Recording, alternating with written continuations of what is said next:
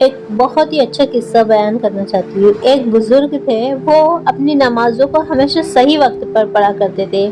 ایک وقت ایسا ہوا وہ تہجد اور نفل نمازوں کو بھی اپنے صحیح وقت پر پڑھا کرتے تھے۔ ایک رات انہیں تہجد کے اندر ان کی آنکھ نہیں کھلی، اور جس کی وجہ سے ان کی تہجد کی نماز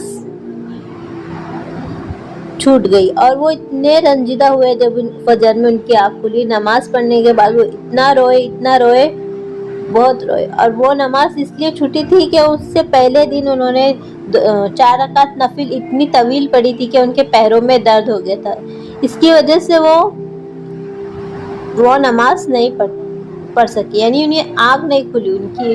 وہ اتنے رنجیدہ تھے، خوب روئے۔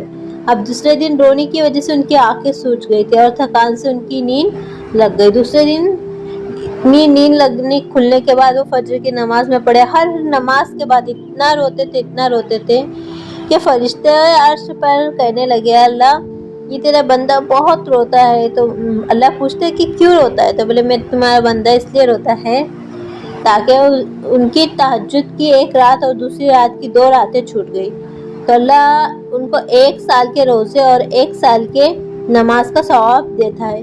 تو شیطان وہاں پر کھڑا ہوا سب کچھ دیکھتا ہے، وہ منظر سب کچھ دیکھتا ہے اور زمین پر آتا ہے۔